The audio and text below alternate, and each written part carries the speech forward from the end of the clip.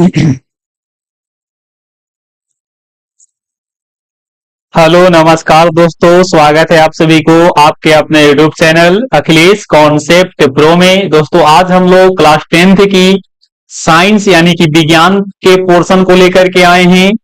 तो आइए हम लोग सबसे पहले समझ लेते हैं कि विज्ञान में क्या क्या इसका सिलेबस होने वाला है, इसमें हम लोग क्या क्या पढ़ेंगे। तो सबसे पहले यहाँ पे हम लोग जान लेते हैं कि विज्ञान में आपका कौन कौन से मतलब शाखाएं होती है, उसको हम लोग जानने का प्रयास करते हैं।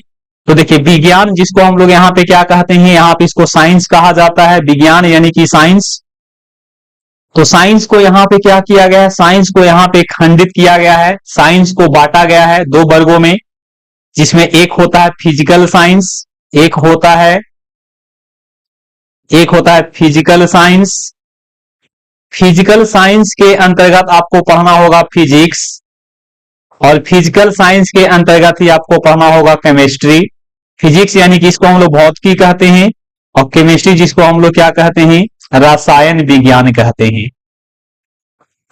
उसके बाद हम लोग यहां पे देखेंगे बायोलॉजिकल साइंस। क्या देखेंगे? Biological science. इस बायोलॉजिकल साइंस में आपको पढ़ना होता है बायोलॉजी। क्या पढ़ना होता है? इसमें आपको पढ़ना है बायोलॉजी। तो यहां पे हम देख पा रहे हैं कि आपका साइंस यहां तीन वर्गों में बटा हुआ है, जिसमें एक है फिजिक्स, जिसको हम लोग क्या कहते हैं, जिसको हम लोग भौतिकी कहते हैं, या इसी को हम भौतिक विज्ञान कह सकते हैं। दूसरा आपका रसायन हो गया, रसायन शास्त्र बोलेंगे, या इसको बोल सकते हैं रसायन विज्ञान। तीसरा आपका हो गया जीव विज्ञान, जीव विज्ञान।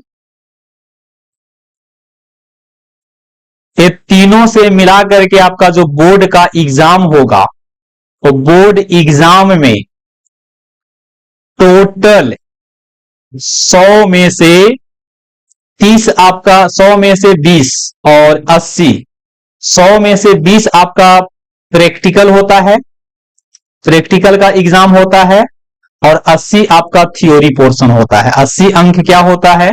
थ्योरी पोर्शन होता है। बोर्ड का जो एग्जाम है, हम लोग यहां पे बात कर लेते हैं, बिहार बोर्ड में हो सकता है, यूपी बोर्ड में होगा, एमपी बोर्ड में होगा, और भी बोर्ड मतलब बोर्ड एग्जाम जो भी हो, उस बोर्ड एग्जाम में आपको 20 अंक का प्रैक्टिकल होगा और 80 अंक का थ्योरी होता है। इस 80 अंक में अगर आप क्या देखें, इस 80 अंक में तीनों विषयों का आप बेटे देखिएगा, तो फिजिक्स, केमिस्ट्री और बायोलॉजी है।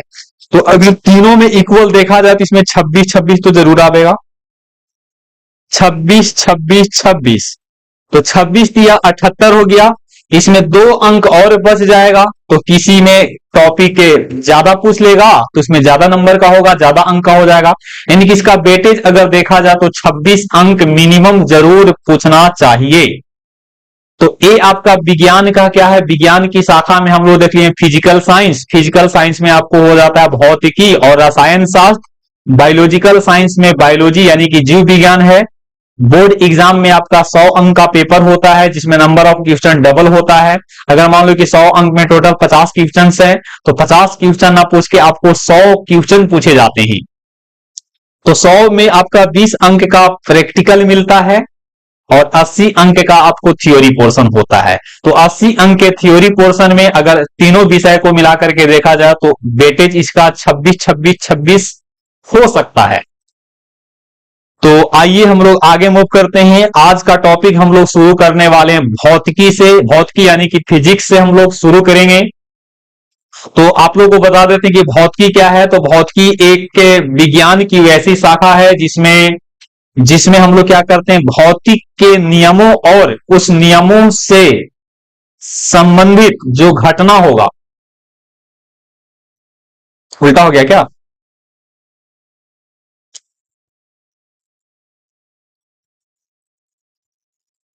तो चलिए यहां पे हम लोग देख लेते हैं। हम लोग स्टार्ट कर रहे हैं फिजिक्स। क्या शुरू कर रहे हैं? फिजिक्स। तो इस फिजिक्स में सिलेबस की बात किया जाए तो इसमें आपका हो जाता है प्रकाश। पहला लेसन आपका है प्रकाश। प्रकाश का प्रवर्तन, प्रकाश का परावर्तन। दूसरा आपका है, क्या हुआ बोलो? नहीं खेलने दिया? अच्छा ठीक, बैठो, वीडियो मैं बना रहा हूं, ठीक ना। प्रकाश का, इधर मत आइए, चेहरा आपका आ जाएगा, ठीक है। प्रकाश का अपवर्तन। तीसरा यूनिट है मानव नेत्र। तीसरा यूनिट क्या है? मानव नेत्र व रंग बिरंगा, रंग बिरंगा संसार या दुनिया बोल सकते हैं। मानव नेत्र और रंग बिरंगा संसार। चौथे अध्याय की अगर बात किया जाए तो चौथा अध्याय आपका हो जाएगा विद्युत धारा। क्या होगा? विद्युत धारा होगा। पांचवें अध्याय की बात किया जाए तो होगा विद्युत धारा की, विद्युत धारा की चुंबकीय प्रभाव, विद्युत धारा की चुंबकीय प्रभाव होगा।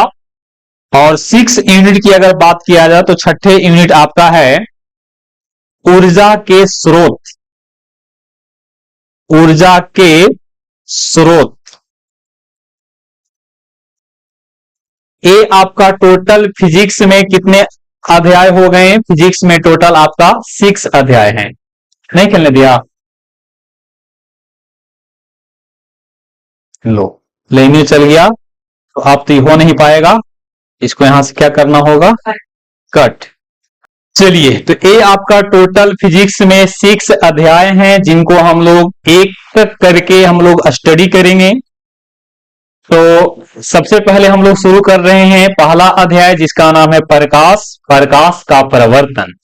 प्रकाश के बारे में समझेंगे।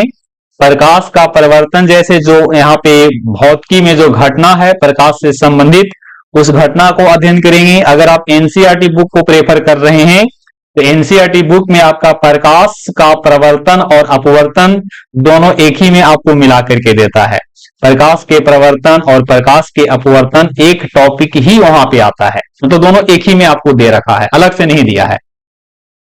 तीसरा लेसन आपका है मानव नेत्र और रंग बिरंगा संसार। चौथा लेसन है विद्युत धारा। पांचवा लेसन है विद्युत धारा की चुंबकीय प्रभाव। और आपका 6 नंबर पे जो लेसन है उसका नाम है ऊर्जा के स्रोत। क्या नाम है? ऊर्जा के स्रोत। तो आइए हम लोग आगे मूव करते हैं। वीडियो अगर पसंद आता है और हमारा किया गया मेहनत अगर आपको अच्छा लगता है तो आप हमारे वीडियो को लाइक कर सकते हैं, हमारे चैनल को अपने दोस्तों के साथ साझा कर सकते हैं और साथ ही हमारे चैनल को सब्सक्राइब भी कर सकते हैं। तो चलिए आगे हम लोग मूव करेंगे। आपका टॉपिक है प्रकाश, प्रकाश के प्रवर्तन, प्रकाश और प्रकाश के प्रवर्तन। तो इसमें हम लोग सबसे पहले ये जानने का प्रयास करते हैं कि प्रकाश क्या होती है। सबसे पहले हम लोग क्या जानेंगे? प्रकाश के बारे में। प्रकाश यानी कि लाइट। आप लोग लाइट से भली भांति परिचित होंगे, है ना। फिर भी यहां पे हम लोग प्रकाश के बारे में समझेंगे। तो प्रकाश क्या है? प्रकाश एक ऊर्जा का रूप है। प्रकाश क्या है? इसमें हम मैटर को लिखेंगे कम और बोलेंगे और समझाएंगे ज्यादा। तो आप लोग कोशिश कीजिएगा मैटर को आप सुन करके, यानी कि जो हम यहाँ पे बोलेंगे वो सुन करके ही आपको कमांड बनाना है। लिखना इसमें लिखेंगे थोड़ा कम, क्योंकि लिखने में थोड़ा इसमें कम स्पेस मिलता है। जो यहाँ पे पेन टैब है ना, उस पर थोड़ा सा छोटा है, साइज में छोटा है, तो छोटा होने के कारण उस पर उतना बढ़िया से प्रॉपर ढंग से मैं लिख नहीं पाता हूं, ठीक है ना। तो यहाँ पे आप कोशिश कीजिएगा कि सुन करके भी आप लिखने का प्रयास कीजिएगा, ठीक है ना। तो देखिए प्रकाश क्या है? तो प्रकाश एक ऊर्जा का क्या है? प्रकाश एक ऊर्जा का रूप है जो किसी वस्तु पे पड़कर उस वस्तु को देखने लायक बनाती है, वस्तु को दृश्य बनाती है। एक बार दोबारा इसको रिपीट करेंगे। प्रकाश एक ऊर्जा का रूप है जिसकी सहायता से हम लोग कोई भी वस्तु को देख पाते हैं। प्रकाश एक प्रकार के विद्युत चुंबकीय तरंग है जिसको संचरण के लिए किसी आवश्यक माध्यम की आवश्यकता नहीं होती है। प्रकाश यहां पे जो है से प्रकाश एक प्रकार के क्या है, एक बार फिर से मैं रिपीट कर रहा हूं।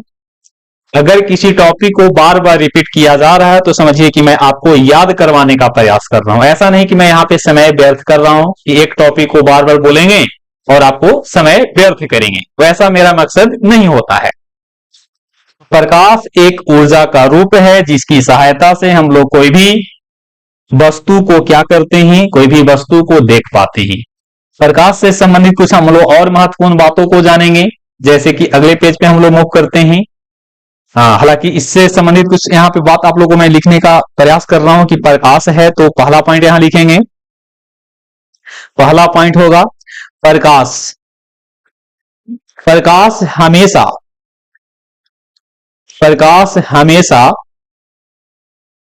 सीधी प्रकाश हमेशा सीधी रेखा में गमन करती है। अगर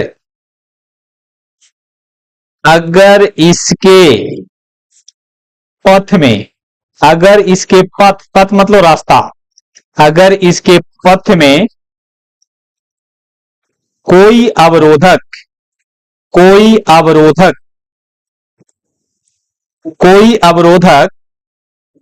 आ जाए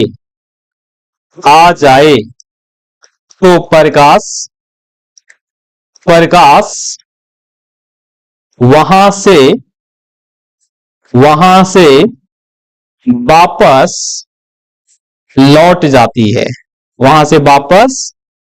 लौट जाती है। ये पहला पॉइंट है। प्रकाश हमेशा सीधी रेखा में क्या करती है, गमन करती है। अगर इसके पथ में कोई अवरोधक आ जाए तो प्रकाश वहां से क्या हो जाती है, वहां से वापस लौट जाती है। प्रकाश से संबंधित कुछ और हम लोग यहां पे बातों को सीखेंगे, जानेंगे। प्रकाश एक क्या है, प्रकाश एक ऊर्जा का रूप है जिसकी वेग या यहां पे चाल बोल सकते हैं, चाल को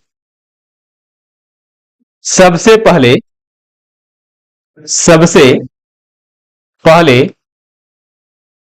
रोमर नामक व्यक्ति ने नापा ना बोल के लिख सकते हैं मापा। प्रकाश एक ऊर्जा का रूप है जिसकी वेग यानी कि चाल, हालांकि वेग और चाल यहां पे अलग अलग टर्म होते हैं, लेकिन यहां पे हम वेग और चाल दोनों ब्रैकेट में लिख दिए हैं। वेग का मतलब कि जिसमें डायरेक्शन हो और चाल का मतलब कि जिसमें डायरेक्शन नहीं हो। तो प्रकाश एक ऊर्जा का रूप है जिसकी वेग को सबसे पहले रोमर नामक व्यक्ति ने मापा।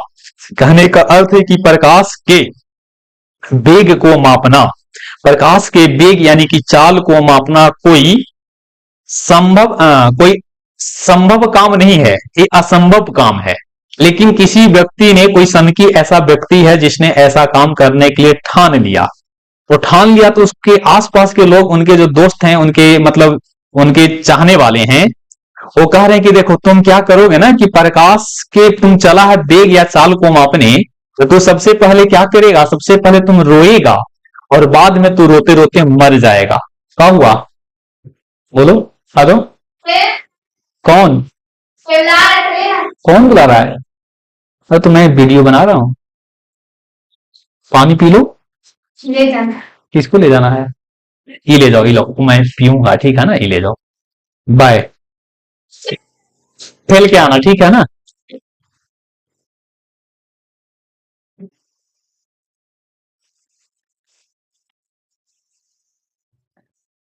तो लोग कह रहे हैं कि सबसे पहले तू रोएगा और रोते रोते बाद में तू मर जाएगा।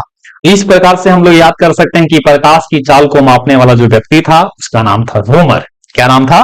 रोमर। चलिए अगला हम लोग देखेंगे पॉइंट।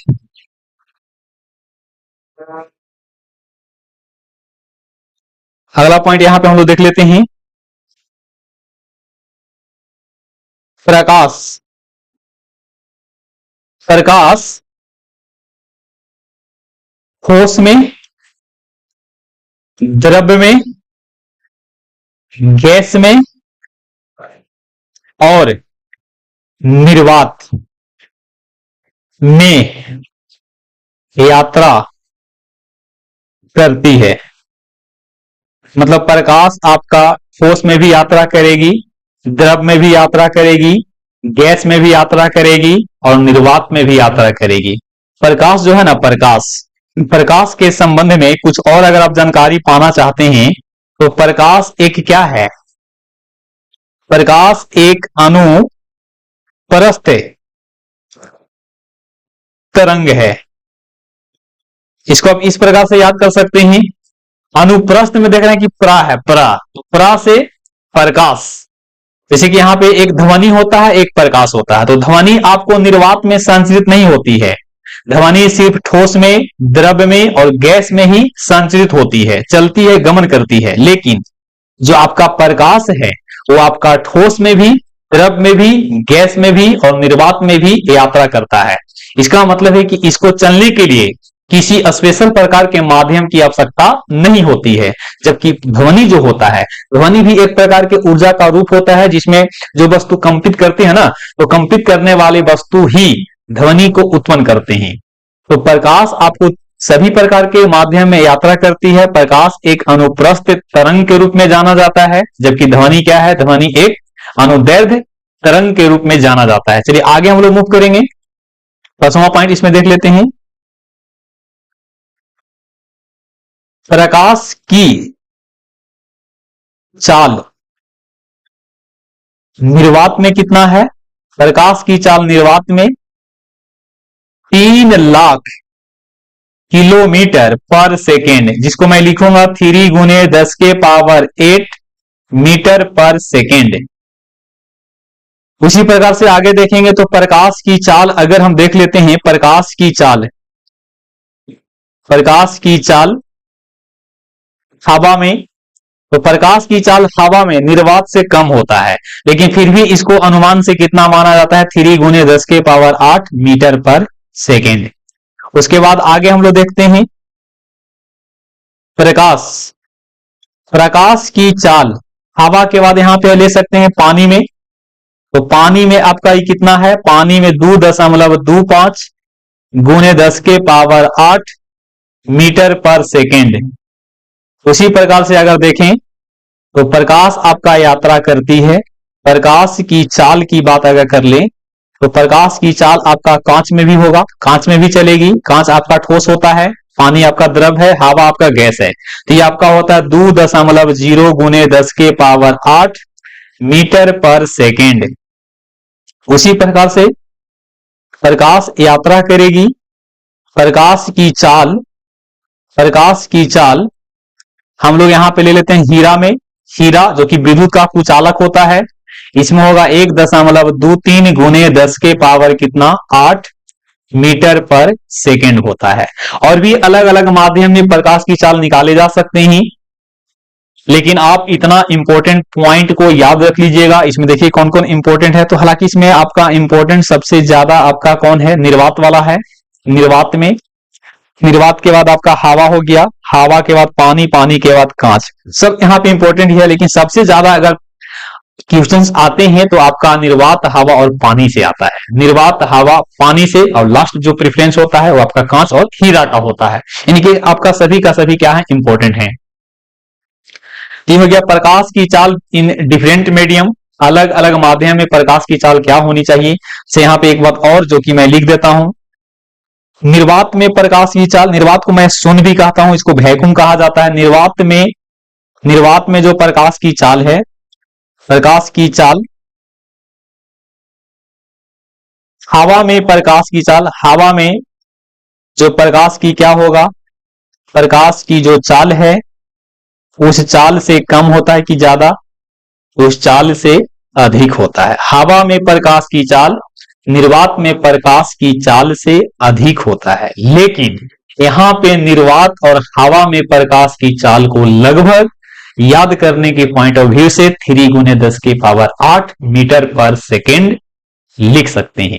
इसको अगर किलोमीटर में पूछा जाए तो कुल किलोमीटर में आपका सब पावर कितना हो जाएगा, पावर आपका 5 हो जाएगा। इसको लिखेंगे तो होगा 2.25 गुने 10 के पावर 5 किलोमीटर पर सेकेंड। सबको आप कितना पावर कर सकते हैं, आप सबको कर सकते हैं 5 पावर, क्योंकि आप लोगों को पता होगा कि 1000 ग्राम होता है, सॉरी 1000 मीटर होता है, ग्राम नहीं, मिस्टेक हो गया। 1000 मीटर होता है, 1000 मीटर का मतलब कि 10 के पावर 3 मीटर। तो यहां से सब में 10 के पावर 3 को बाहर करके बाकी जो बचेगा उसको किलोमीटर में बदल सकते हैं। चलिए आगे कुछ इंपॉर्टेंट पॉइंट जो हम लोग देख लेते हैं। सूर्य की प्रकाश को, है ना, सूर्य की प्रकाश को पृथ्वी पर आने में लगा समय कितना होगा, तो उसके बारे में हम लोग जान लेते हैं। देखिए सूर्य से, ये आपका मान लो सपोज यहां पे इस सूर्य है ना, और यहां पे आपका अर्थ है, सपोज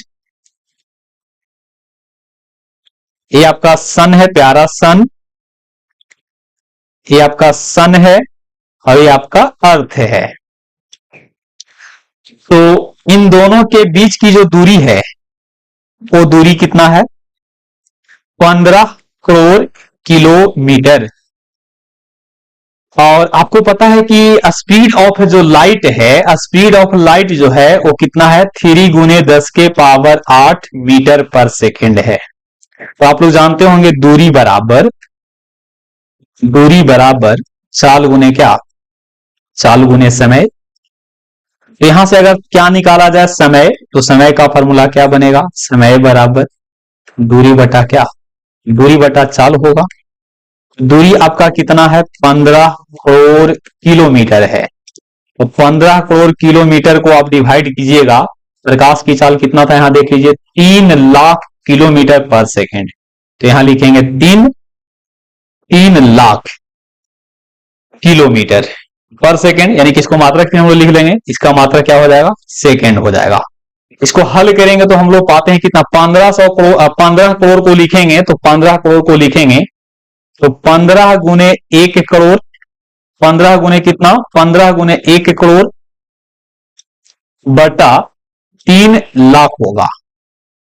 तो 15 गुने 1 करोड़ में हम लोग क्या लिख सकते हैं, 1 करोड़ में कितना होगा, 1 करोड़ यहां पे लिख सकते हैं इकाई, ऐसे धा लीजिएगा इसको, है ना, इकाई, दहाई, सैकड़ा, हजार, 10,000, लाख, 10 लाख, करोड़, 1 करोड़ हो गया और बटा क्या हो गया, 3 लाख, है ना।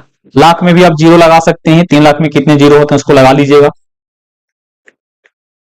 इकाई, दहाई, सैकड़ा, हजार, 10,000, लाख, 3 लाख, इसको काट सकते हैं, काटने के बाद जो बचेगा वो आपका, यहां देख रहे हैं कि 5 जीरो से 5 जीरो आपका क्या हो जाएगा, कैंसिल हो जाएगा। 3 से काटेंगे, 3 5 15 होगा, और 5 में आप 100 से गुना कर लीजिएगा तो कितना आवेगा, 500 सेकेंड आवेगा।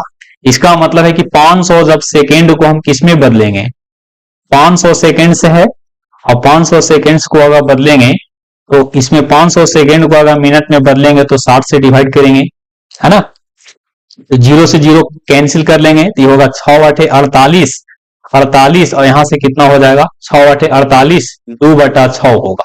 तो 8 और 2 बटा 6, यहां पे जीरो भी तो लगा सकते हैं, यानी कि 8 मिनट कितना सेकेंड, 8 मिनट 20 सेकेंड, इतना आपका सेकेंड है, इतना आपका सेकेंड है। सेकेंड जब बदलेगा तो मिनट आ गया, ये मिनट हो गया, तो ये आपका क्या हो गया, सेकेंड है। सूर्य की प्रकाश को पृथ्वी तक आने में लगा समय कितना होगा, 8 मिनट 20 सेकेंड। कहीं कहीं बुक में आपको मिलेगा 8 मिनट 20 सेकेंड, तो आप ऑप्शन के अनुसार खुद को एडजस्ट कर लीजिएगा। 8 मिनट 20 सेकेंड रहेगा तो उसको टिक आउट कीजिएगा, 8 मिनट अगर 16 सेकेंड है तो उसको टिक आउट कीजिएगा। ऑप्शन में कोई एक ही होगा तो आप एक ही वहां पे सही आंसर होगा, तो उसी को आपको टिक आउट करना है और कंफर्म कर लेना है कि कौन सा क्या होनी चाहिए। सूर्य की प्रकाश को पृथ्वी पे आने में लगा समय, ये आपका ऑब्जेक्टिव प्रश्न बन सकता है। 8 मिनट 20 सेकेंड। सूर्य से पृथ्वी की दूरी जो है वो आपका 15 करोड़ है। 15 करोड़ को आप पावर में भी लिख सकते हैं, वैज्ञानिक संकेत के रूप में, है ना, वैज्ञानिक संकेतन के रूप में भी आप लिख सकते हैं। चलिए आगे हम लोग मूव करते हैं, इसी से संबंध में कुछ और बात हम लोग सीख लेते हैं। अभी तक हमने क्या सीखा उसको एक बार देख लेते हैं। अभी हमने सीखा इससे पहले प्रकाश हमेशा सीधी रेखा में क्या करती है, गमन करती है। अगर इसके पथ में कोई अवरोधक आ जाए तो प्रकाश वहां से क्या हो जाती है, वापस लौट जाती है। उसके पीछे क्या बनता है, शैडो बनता है, छाया बनता है। प्रकाश एक ऊर्जा का क्या है, रूप है। इसकी चाल को सबसे पहले किसने मेजर किया, रोमर ने। प्रकाश आपका सभी प्रकार के माध्यम में यात्रा करती है। अगला लेसन में हम लोग पढ़ेंगे, इसमें माध्यम के प्रकार, एक होता है सघन माध्यम, एक होता है विरल माध्यम। जैसे कि यहाँ पे वायु जनरली आपका विरल माध्यम के अंतर्गत आते हैं, और बाकी अन्य माध्यम में तुलना करने पे कोई सघन तो कोई विरल हो जाते हैं। प्रकाश एक क्या है, अनुप्रस्थ तरंग है। प्रकाश की चाल निर्वात में आपका 3 लाख है किलोमीटर पर सेकेंड। हवा में 3 गुने 10 के पावर 8, पानी में 2.25 गुने 10 के पावर 8, कांच में 2.0 गुने 10 के पावर 8, हीरा में 1.23। हीरा का लॉजिक समझ लीजिए। हीरा का लॉजिक क्या है, कोई व्यक्ति हीरा खरीदने गया, हीरा बहुत कीमती चीज है तो पैसा लेके गया होगा, पैसा को बार बार गिन रहा है। कोई व्यक्ति इसको पैसा को क्या कर रहा है, बार बार गिन रहा है, सारा 1 2 3, और बार बार भूल जा रहा है। जब वो 1 2 3 कर रहा है उसके बाद अगला बार वो भूल जा रहा है, तो बार बार रिपीट कर रहा है 1 2 3 1 2 3, हो गया 1 डेसिमल 2 3 1 1.23 गुने 10 के पावर 8।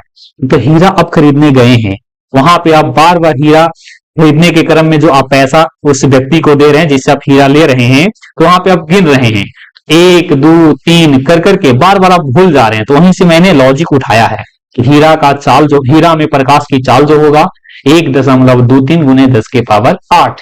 बाकी आप इसको याद कर सकते हैं, याद रख सकते हैं, आपकी चॉइस है। आप लॉजिक के थ्रू भी बढ़ सकते हैं और आप इसको याद भी कर सकते हैं।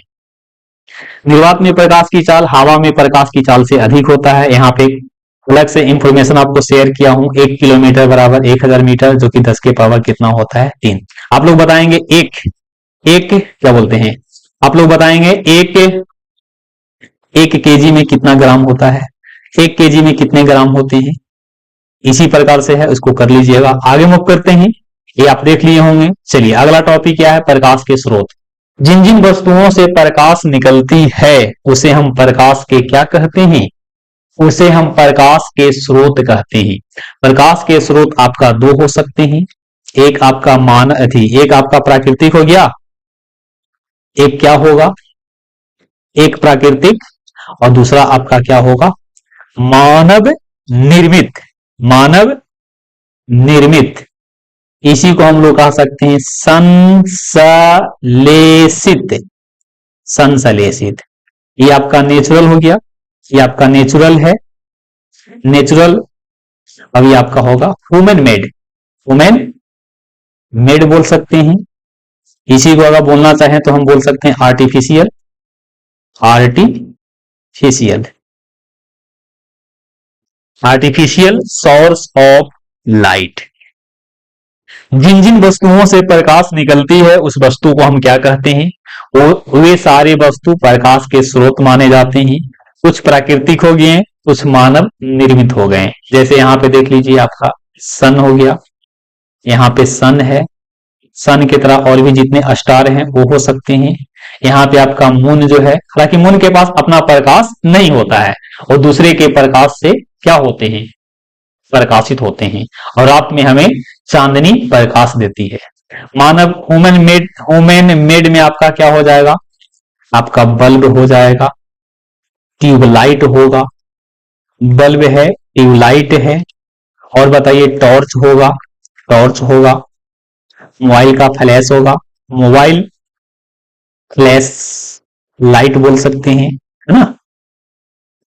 और बताइए, और यहां पे अगर देखिएगा तो और भी कुछ हो सकते हैं जो आप लोग समझते होंगे, है ना। बल्ब है, ट्यूबलाइट है, टॉर्च है, मोबाइल का फ्लैश लाइट है, है ना। यहाँ पे आप बोलचाल की भाषा में आप लालटेन का नाम सुने होंगे, लालटेन, है ना। लालटेन, लालटेन भी आपका क्या है, लालटेन भी आपका प्रकाश का स्रोत है, लेकिन कैसा है, वो आपका दिया, दीपक बोलते हैं जिसको, दिया, है ना, दिया हो गया। ये भी आपका क्या है, कैंडल बोल सकते हैं, कैंडल, कैंडल भी तो प्रकाश देती है ना, ये भी एक क्या है, इससे भी प्रकाश निकलता है। तो कैंडल आपका क्या है, ह्यूमन मेड है। बहुत सारे एग्जांपल होते हैं, आप लोग सब इसको देख लीजिएगा। एक हो गया प्राकृतिक, एक हो गया मानव निर्मित। मानव निर्मित को ही कहा गया संश्लेषित। Bulb, tube light, torch, mobile flash light, candle, लालटेन, दिया इत्यादि हो सकते हैं। यानी कि जिसको हम लोग बोलचाल की भाषा में ढिबरी बोलते हैं। क्या बोलते हैं, ढिबरी। अब यहां पे देखेंगे beam of light, beam of light, किरण पुंज। नाम से पता है कि किरणों का पुंज होगा, पुंज मतलब समूह, किरणों के समूह को हम लोग क्या कहते हैं, किरणों के समूह को हम लोग किरण पुंज कहते हैं। यहाँ पे किरण पुंज आपका निम्नलिखित प्रकार के हो सकते हैं। पहला आपका क्या है, समानांतर किरण पुंज, समानांतर किरण पुंज, है ना। दूसरा आपका क्या हो जाएगा, अपसारी किरण पुंज, अपसारी किरण पुंज, अपसारी किरण पुंज। तीसरे नंबर पे आपका क्या हो जाएगा, अभिसारी किरण पुंज। क्या होगा, अभिसारी किरण पुंज। जब किरणों के समूह एक दूसरे के समानांतर हो, एक दूसरे के समानांतर इस प्रकार से हो, है ना, इस प्रकार से हो, इसको हम लोग क्या कहेंगे, इसको हम लोग कहते हैं समानांतर, समानांतर किरण पुंज, किरण पुंज। यहां पे देख रहे हैं कि एक किरण दूसरे किरण के क्या है, समानांतर है। अपसारी किसको कहेंगे, जिसमें एक बिंदु से, एक बिंदु से क्या होता है, एक बिंदु से विभिन्न दिशाओं में फैल रहा हो, इसको हम लोग क्या कहेंगे, इसको हम लोग अपसारी कहेंगे। ये क्या है, ये आपका अपसारी हो गया। और अगर एक बिंदु पे आकर के इकट्ठा हो रही है, संग्रह हो रहा है, जमा हो रहा है, नहीं, तो उस स्थिति में इसको हम लोग क्या कहेंगे, चलो थोड़ा सा मिस्टेक हो गया। यहां पे देखिए इस प्रकार से हम एरो साइन बना दिए, यहां से इस प्रकार के एरो साइन, यहां पे इस प्रकार, थोड़ा सा रुकिएगा, इस प्रकार से, इस प्रकार से और इस प्रकार से। तो ये क्या है, ये आपका अभिसारी हो गया, अभिसारी हो गया, अभिसारी किरण पुंज, अभिसारी किरण पुंज। आप लोगों को जो भी समस्या होगा वो आप समस्या हमें कमेंट के माध्यम से बता सकते हैं। ये अभी क्या है, ये आपका ए हो गया अपसारी, अप मतलब फैलना होता है, ठीक है ना, अपसारी किरण पुंज।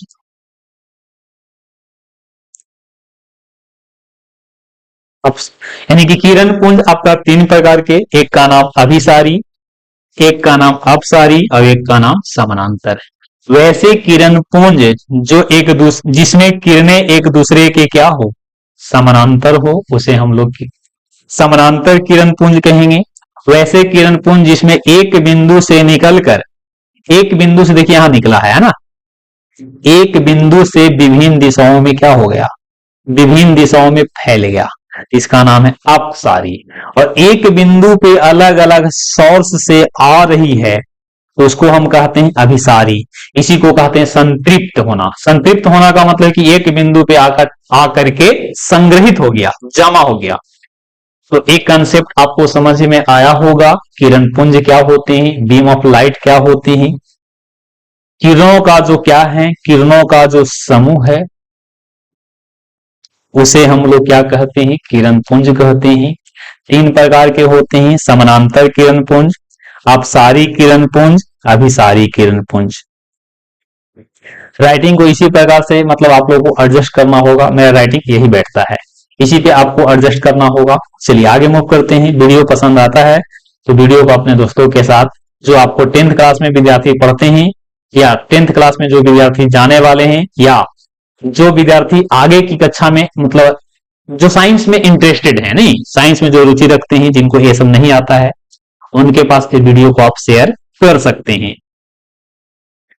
अपने छोटे बड़े भाई को भी आप इस बात की अवगत करा सकते हैं। अब चलेगा पदार्थों की वर्गीकरण। पदार्थों की वर्गीकरण का मतलब है कि on the basis of passing of light, प्रकाश कौन कौन से माध्यम में पास हो जाते हैं, कौन कौन से पदार्थों में पास हो सकते हैं, उसके पॉइंट ऑफ व्यू से हम क्या कर रहे हैं, पदार्थों का वर्गीकरण कर रहे हैं। ताकि ये वर्गीकरण आपका केमिस्ट्री में भी होता है, जैसे पदार्थ को हम लोग बांटते हैं तो वहां होता है ठोस, द्रव और गैस, प्लाज्मा और बीसी भी हो सकते हैं। लेकिन यहां पे हम लोग उस सेंस में नहीं बांट रहे हैं, यहां पे बांटेंगे हम लोग पारदर्शी, पारदर्शी है ना, पारदर्शी हो गया, अपारदर्शी, अपारदर्शी। तीसरा नंबर पे आपका हो जाएगा पारभासी, पारभासी है ना। वैसे पदार्थ जिसमें प्रकाश सुगमता से क्या होती है, पार कर जाती है, उसे हम लोग क्या कहेंगे, उसे हम लोग पारदर्शी कहेंगे। जैसे कि यहां पे होगा आपका क्या, जल, जल होगा, हवा होगा, कांच होगा, कांच होगा, एटीसी बोल सकते हैं, है ना।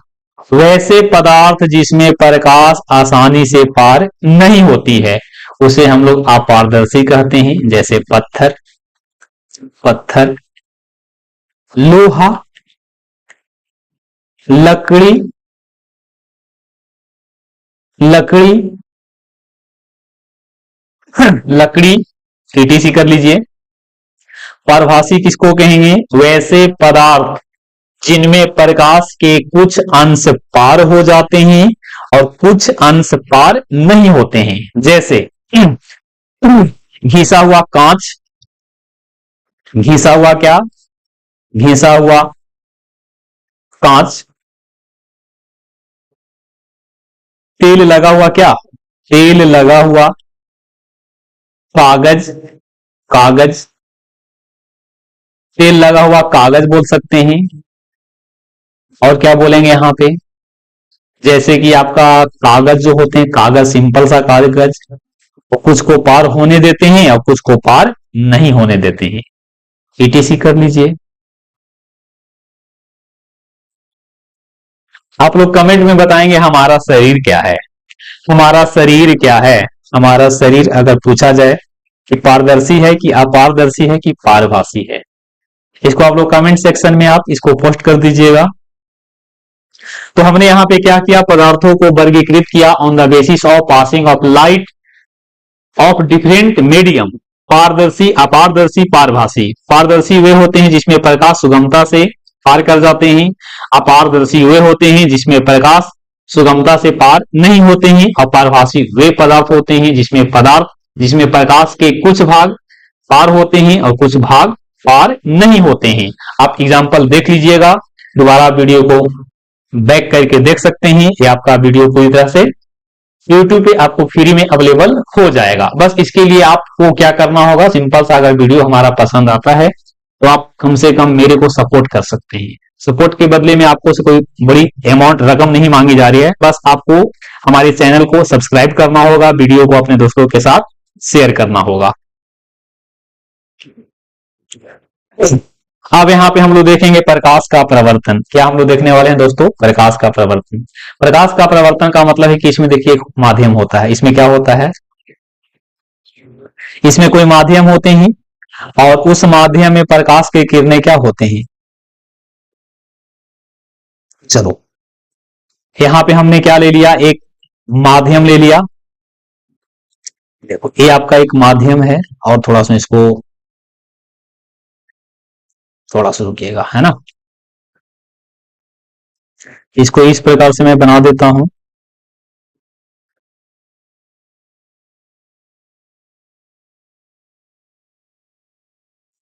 तो ये आपका एक क्या है, एक यहाँ पे आप बोल सकते हैं, हालांकि ये समतल दर्पण है। क्या है दर्पण, आप लोग को बाद में पता चलेगा दर्पण क्या होते हैं, दर्पण किसे कहते हैं, दर्पण कितने प्रकार के होते हैं। देखिए सबसे पहले हम लोग समझेंगे प्रकाश का प्रवर्तन। प्रवर्तन का मतलब होता है दोस्तों क्या? प्रवर्तन का मतलब होता है लौटना। प्रवर्तन का अर्थ होता है लौटना।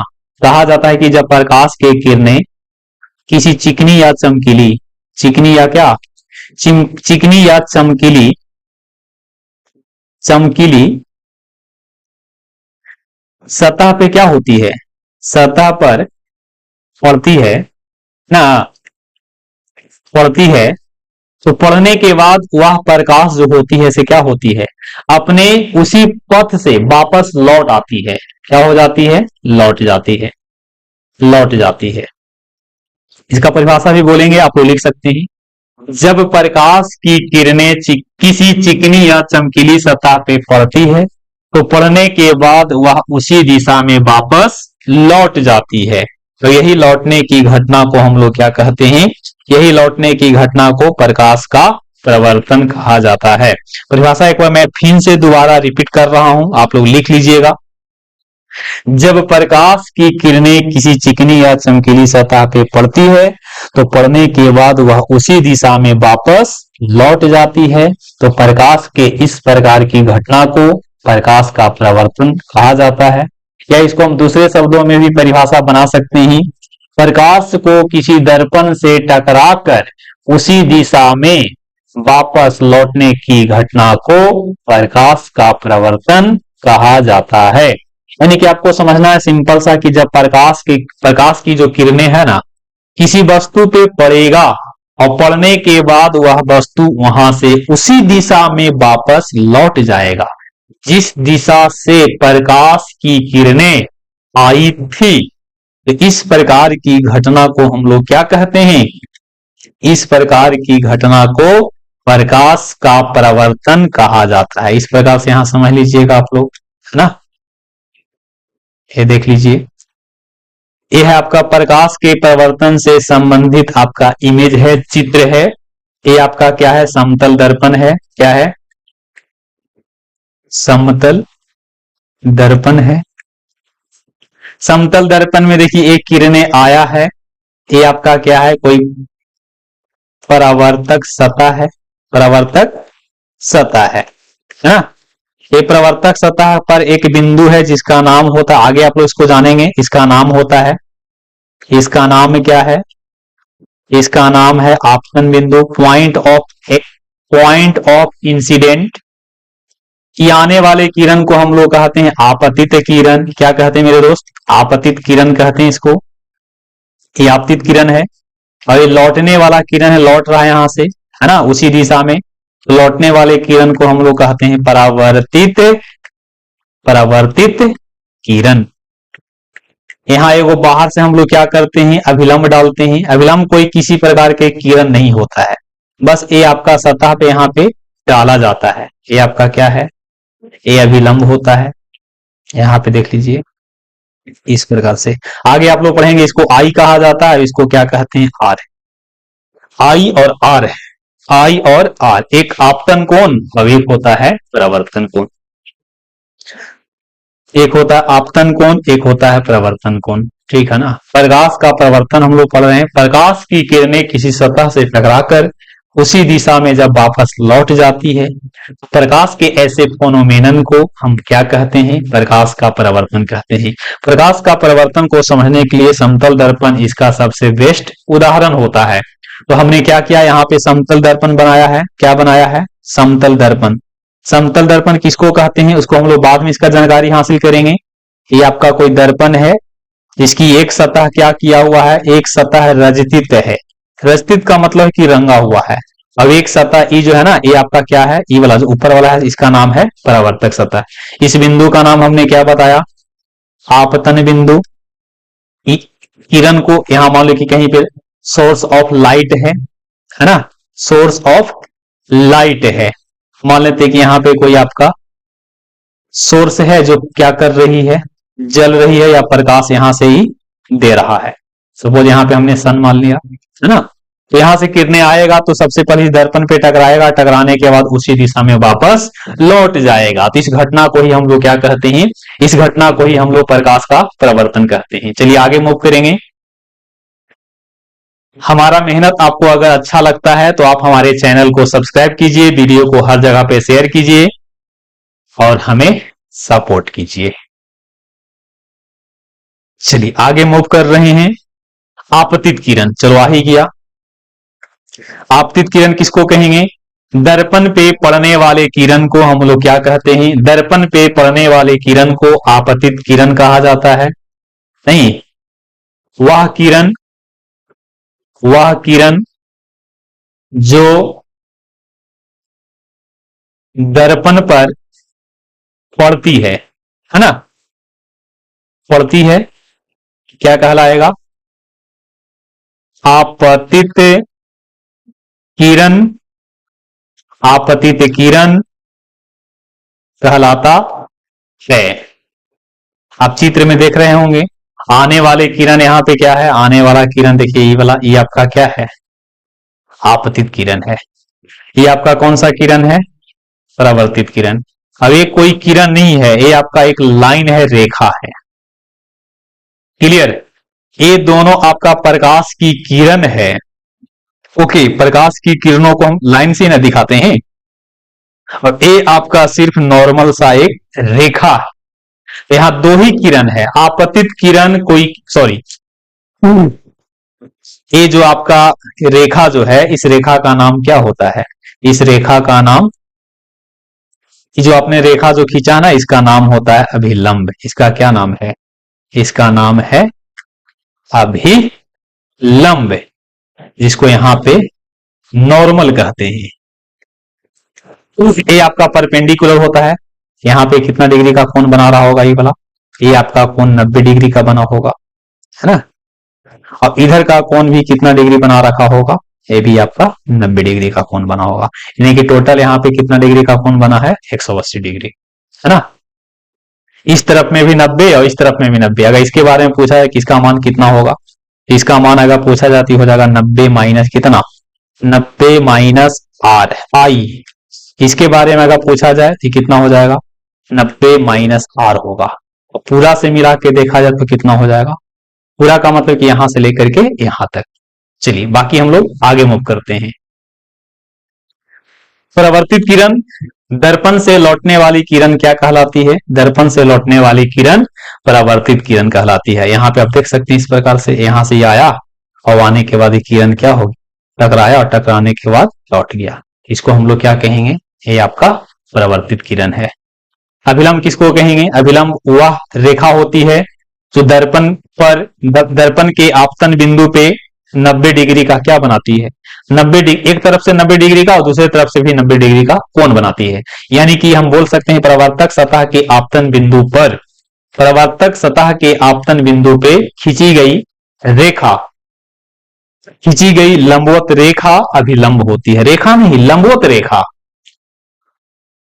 दर्पण के परावर्तक सतह के आपतन बिंदु पर खींची गई लंबवत रेखा अभिलंब कहलाता है। इसे एन द्वारा सूचित करते हैं। इस प्रकार से इसको समझ लीजिएगा, है ना। इस प्रकार से देखेंगे आप लोग। इसको कलर में चेंज कर देता हूं, है ना। चलिए, जो आपका ग्रीन कलर में है यही आपका क्या है? यही आपका नॉर्मल है। Normal is perpendicular to the reflecting surface. Normal हमेशा परपेंडिकुलर होता है कौन सी surface? Reflecting surface. Reflecting surface, R S लिख सकते हैं ना। रिफ्लेक्टिंग सरफेस मतलब परावर्तक, परावर्तक सतह 90 डिग्री का यहां पे कौन बनाता है ना। अगर मान लो कि कोई इस रूप में किरणें आती है तो आने के बाद इसी रूप में किरणें क्या हो जाएगा? रिटर्न होगा। उस स्थिति में एंगल ऑफ इंसिडेंट बराबर एंगल ऑफ रिफ्लेक्शन जो होता है वो आपका कितना डिग्री हो जाएगा? 0 डिग्री होगा। हालांकि इसको हम आगे जिक्र करेंगे। आपतन बिंदु देख रहे हैं, वह बिंदु जिसपे आपतित किरण आएगी और आने के बाद यहां से टकराएगा और टकराने के बाद वो लौट जाती है। तो इस बिंदु का नाम क्या है? आपतन बिंदु इसका नाम। पॉइंट ऑफ इंसिडेंट क्या इसको बोलते हैं? Point of incident. डेंट, आपतन बिंदु या आपतन का बिंदु। उसके बाद यहां पे देखेंगे आपतन कोण। आपतन कोण एक प्रकार के कोण है जो किसके बीच में बना होगा, आपतित किरण, आपतित आपतित किरण और अभिलंब, आपतित किरण और अभिलंब के बीच में जो कोण बना है उस कोण को हम लोग आपतन कोण कहते हैं, जिसे आई द्वारा सूचित किया जाता है। उसके बाद हम लोग देखेंगे परावर्तन कोण। परावर्तन यहाँ पे समझ लीजिए, ठीक है ना, यहाँ पे समझ लीजिए किस प्रकार से है, ऐसे ले लिए है ना, और यहां से मैं ऐसे ले लिया, कलर चेंज करके मैं यहाँ पे दूसरा ले लेता हूं इस प्रकार से। चलिए यहीं पे समझ लेना है आपको, ये आपका क्या है, ए अभिलंब है ना, ये क्या है, ए अभिलंब है। ये आपका परावर्तित, परावर्तित क्या है, परावर्तित किरण है। ये आपका क्या है, आपतित किरण है। तो आपतित किरण और अभिलंब के बीच में जो कोण बना है इसको हम लोग आपतन कोण, और परावर्तित किरण और अभिलंब के बीच में जो कोण बना होगा उसको हम परावर्तन कोण कहेंगे। यानी कि यहां से एक बात हमने सीखा कि आई जो है ना उसका नाम क्या होगा, आई आपतन कोण है, आई आपतन कोण, और यहाँ पे आर है से क्या है, आर यहाँ पे परावर्तन कोण है। आपतन कोण और परावर्तन कोण, एक बार इसको फिर से हम लोग समझेंगे, सभी पॉइंट का शॉर्ट में यहाँ पे रिवीजन कर लेते हैं। सॉरी, चलिए इस प्रकार से देख लेते हैं।